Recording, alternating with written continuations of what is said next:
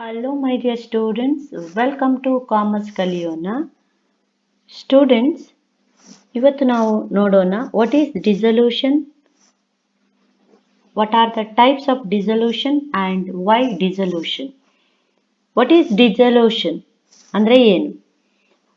Dissolution ಅಂತ ಹೇಳಿದ್ರೆ partnership business close ಆಗೋದು, ಅಂದ್ರೆ ಪಾರ್ಟ್ನರ್ನ ನಡುವಿನ ರಿಲೇಶನ್ಶಿಪ್ ಎಂಡ್ ಆಗುವುದು.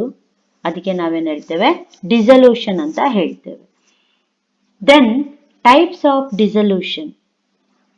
ಡಿಸಲ್ಯೂಷನ್ ಅಲ್ಲಿ ಎರಡು ಟೈಪ್ಸ್ ಇದೆ.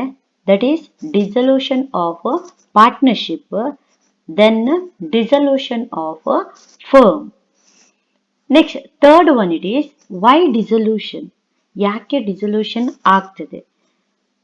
ನೀವು ನೋಡಿರ್ಬೋದು ಮಕ್ಕಳೇ, admission, retirement, death or partners decision ಇಂದಾಗಿ ಯಾವುದಾದ್ರೂ ಈ 4 ವಿಷಯಕ್ಕೆ ಕಂಪನಿ ಡಿಸಲ್ಯೂಷನ್ ಆಗ್ಬೋದು. ಆಗ ಸಮ್ ಟೈಮ್ ಬಿಸ್ನೆಸ್ ಕಂಟಿನ್ಯೂ ಆಗ್ತದೆ, ಸಮ್ ಟೈಮ್ ಕಂಪ್ಲೀಟ್ಲಿ ಕ್ಲೋಸ್ ಆಗ್ತದೆ. ಈ ರೀಸನಿಗೋಸ್ಕರ ನಾವೇನ್ ಹೇಳ್ತೇವೆ, ಡಿಸಲ್ಯೂಷನ್ ಅಂತ ಹೇಳುವಂಥದ್ದು.